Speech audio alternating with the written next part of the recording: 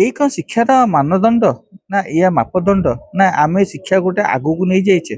ଯଦି ଆମ ଭାଷାରେ ଆମେ ଆଜି ଯଦି ଏତେ ଭାଷା ଦିନକୁ ଦିନ ନିମ୍ନଗାମୀ ହେଇସାରିଛି, ତା ପାଇଁ ଦାୟୀ କିଏ? ଯେ 2006-07 ପରଠୁ ଓଡ଼ିଶାରେ ଓଡ଼ିଶାରେ ଯୋଉ ଆମେ ଯୋଉ ୟୁପିଏସସି ପରୀକ୍ଷା ଦଉଛନ୍ତି, ଓଡ଼ିଆ ସବଜେକ୍ଟ ରଖିକିନା କୌଣସି ଲୋକ ୟୁପିଏସସି କ୍ରାକ୍ କରିପାରୁନାହାନ୍ତି। ଏବଂ ତାଙ୍କ କଥା ଅନୁସାରେ ମୁଁ ଯାହା ଶୁଣିଥିଲି, ଅରୁଣ ସାହୁ ସାର୍ ଥିଲେ ଲାଷ୍ଟ, ଯିଏକି ଓଡ଼ିଆକୁ ଗୋଟେ ଭାଷା ରଖିକିନା ୟୁପିଏସସି କୁ କ୍ରାକ୍ କରିବାର। ଆଉ ଆଗାମୀ 20 ବର୍ଷ ପର୍ଯ୍ୟନ୍ତ କୌଣସି ଓଡ଼ିଆ ବଡ଼ ଦାୟିତ୍ୱରେ ରହିବେନି।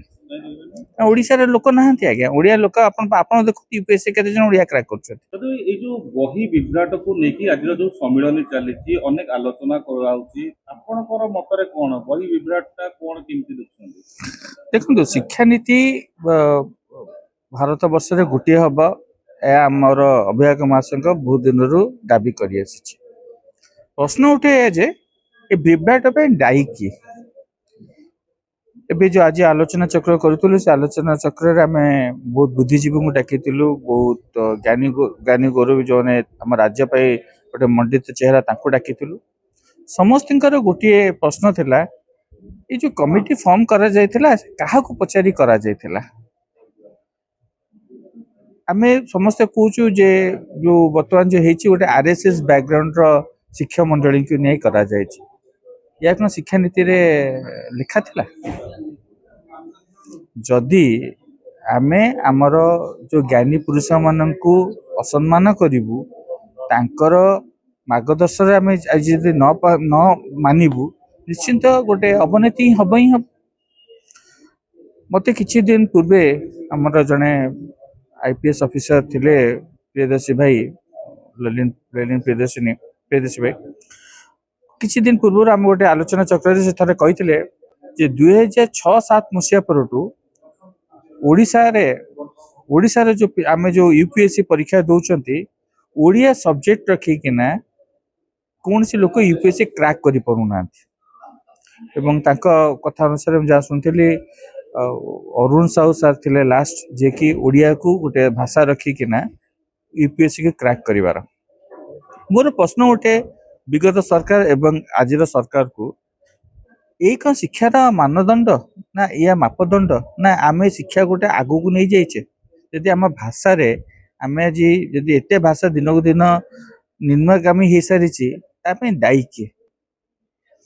ଏବଂ ଆଜିର ପରିପ୍ରେକ୍ଷୀ ଆପଣ ଦେଖନ୍ତୁ, ଯଦି ଯୋଉ ବହି ଆଜି ବାହାରୁଛି, ସେ ବହି ନେଇକିନା ପିଲା ଆଗକୁ ବଢିବେ କେମିତି? ଏଇଟା ଗୋଟେ ବଡ କ୍ୱେଶ୍ଚିନ୍, ବଡ ପ୍ରଶ୍ନବାଚୀ ହେଇଯାଇଛି। ତେଣୁ ଆମ ମତରେ ଶିକ୍ଷା ଉପରେ ରାଜନୀତି ନ କରାଯାଉ, ଶିକ୍ଷାକୁ ରାଜନୀତି ଠାରୁ ଦୂରରେ ରଖାଯାଉ। ଶିକ୍ଷା ଏମିତି ଗୋଟେ ଜିନିଷ, ନଲେଜ ଇଜ ଏ ପାୱାର। ଭଗବାନ ଆମ ଯେତେ ମଣିଷ ପାଠ ପଢିବ, ସେତେ ସେ ଜ୍ଞାନୀ ହବ। ସେ ଜ୍ଞାନଟା ଆମକୁ, ଆମ ରାଜ୍ୟକୁ, ଆମ ଦେଶକୁ ଏବଂ ଆମର ପୃଥିବୀକୁ ଏଇଟା ସାହାଯ୍ୟ କରିବ। ଶିକ୍ଷାରେ ଆର କୌଣସି ଖରାପ ବାଟ ନଥାଏ। ତ ଶିକ୍ଷାକୁ ନେଇ ଯୋଉ ରାଜନୀତିକରଣ କରାଯାଉଛି, ଶିକ୍ଷାକୁ ନେଇକି ଯୋଉ ଟାଇପର ଗୋଟେ ସମସ୍ତେ ମାନେ ଗୋଟେ ଅହଂ ଭାବ ଚାଲି ଆସିଛି ସରକାର ମଧ୍ୟରେ, ମୁଁ କରିଛି, ମୋ ଦ୍ଵାରା ହଉଛି, ମୋ ଟାଇମରେ ହେଇଛି, ତାକୁ ଆମେ ଗ୍ରହଣ କରୁନୁ। ମୁଁ ଭାବେ ଜଣେ ଏଜୁକେଶନ ଆକ୍ଟିଭିଷ୍ଟ ହିସାବରେ ଏଇଟା ଠିକ ନୁହେଁ। ଆମେ ଠିକ ଏବଂ ରାଇଟ ଡାଇରେକ୍ସନରେ ଯିବାର ଆବଶ୍ୟକତା ରହିଛି।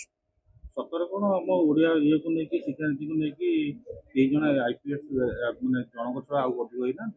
ଆପଣ ଦେଖନ୍ତୁ, ଆଜି ଯୋଉ ଓଡ଼ିଆ ଆମେ ଗର୍ବ କରୁଛୁ, ଭାରତ ବର୍ଷରେ ସବୁ ଜାଗାରେ ଓଡ଼ିଆ ଏବଂ ଗୋଟେ ବଡ ପଦବୀରେ ରହିଛନ୍ତି। ଆପଣ ସେଣ୍ଟର ଦେଖନ୍ତୁ କି ଷ୍ଟେଟ ଦେଖନ୍ତୁ, ଆପଣ ଆଶ୍ଚର୍ଯ୍ୟ ହେବେ। ଦେଖନ୍ତୁ, ଆଉ କିଛି ବର୍ଷ ପରେ, ଆଉ ଆଗାମୀ 20 ବର୍ଷ ପର୍ଯ୍ୟନ୍ତ କୌଣସି ଓଡ଼ିଆ ବଡ ଦାୟିତ୍ୱରେ ରହିବେନି।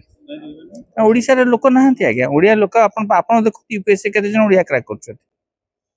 ଓଡ଼ିଶା ବର୍ତ୍ତମାନ ଆଗରୁ ଯୋଉ ଥିଲା, ହଁ, ଆପଣ ଦେଖନ୍ତୁ, ସେତେବେଳେ ଆମେ ନିଜେ ପାଠ ପଢିକି ଆସିଥିଲୁ, ସେ ତ ଓଡ଼ିଆ ମିଡିୟମ ପାଠ ପଢିକି ଆସିଥିଲୁ, ସେଇ ଶିକ୍ଷା ନେଇକି ପାଠ ପଢୁଥିଲୁ। ଆଜି ଆମେ ତ ଯୋଉ ଜ୍ଞାନୀ ଗୌରବ ମଣ୍ଡଳୀ ଅଛନ୍ତି, ସେମାନେ ତ ଆମକୁ ଆମର ଯୋଉ ଗୁରୁ ଯିଏ ଆମକୁ ପଢେଇଛନ୍ତି।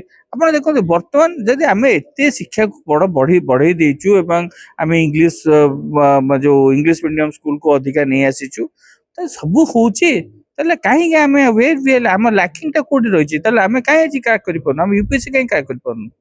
ଆମେ କାହିଁ ଗୋଟେ କମ୍ପିଟେଟିଭ୍ ଏକ୍ଜାମ୍ ଓଡ଼ିଆ ବାଲା କ୍ରାକ୍ କରିପାରୁନାହାନ୍ତି? ତାପରେ ମତେ ଆପଣ ଗୋଟେ ପୁଙ୍ଖାନୁପୁଙ୍ଖନ ଆପଣ ଗୋଟେ ବିଚାର କରନ୍ତୁ ବା ଗୋଟେ ଆପଣ ବିଶ୍ଳେଷଣ କରନ୍ତୁ ମୁଁ ଯାହା କହୁଛି ସେଟା ଠିକ ନା ଭୁଲ। ନିଶ୍ଚିନ୍ତ ରୂପେ ଏଇଟା ଗୋଟେ ଲଜ୍ଜାଜନକ ପରିସ୍ଥିତି ଆସିଗଲାଣି ଭାରତ ପାଇଁ ଆଉ ଓଡ଼ିଶା ପାଇଁ ବେସିକାଲି। ବର୍ତ୍ତମାନ ଯୋଉ ଶିକ୍ଷାନୀତି ଆଣିଛନ୍ତି ତାର ତ ଜୀବନରେ କେବେ କେହି କରିବା କେମିତି ଆଜ୍ଞା ଆପଣ ଯଦି ଆମେ ସେଠି ବସିବୁ ଯଦି ରାଜସ୍ଥାନୀ ଗୋଟେ ଫିଲ୍ମ ଗୀତ ଗାଇବୁ ଆମେ ଯୋଉ ଟାଇପର ଆଜି ଆପଣ ଦେଖନ୍ତୁ ପ୍ରଥମ ଜିନିଷ ହେଲା ଆମେ ତ ସବୁ ଏପର୍ଯ୍ୟନ୍ତ ପଢିନୁ ଆମେ ହାର୍ଡଲି 20% ସିଲାବସ୍ ଦେଖିକିନା ଆଜି ଆଲୋଚନା ଚକ୍ର କରୁଛୁ। ଯଦି ଆମେ 100କୁ 100% ସିଲାବସ୍ ଦେଖିବୁ ଆହୁରି ମଧ୍ୟ ବାହାରି ପାରିବ ଆହୁରି ମଧ୍ୟ ଦିନକୁ ଦିନ ଆମେ ଦେଖିବୁ ଯେ ଶିକ୍ଷାର ଯୋଉ ସବଜେକ୍ଟ କରାଯାଇଛି ନିମ୍ନଗାମୀ କରାଯାଇଛି। ଏଇଟା କିନ୍ତୁ ବରଦାସ୍ତ ବାହାରେ ଏଇଟାକୁ ଆମେ ଗୋଟେ ଅଭ୍ୟାକ ମହାସଂଘ ଦୃଢ ବିରୋଧ କରୁଛି। ଆଗାମୀ ଦିନରେ ଆମେ ଅତୀତରେ ବି କହିଛୁ ଆମେ ରାଜରାସ୍ତାକୁ ଆସିବୁ।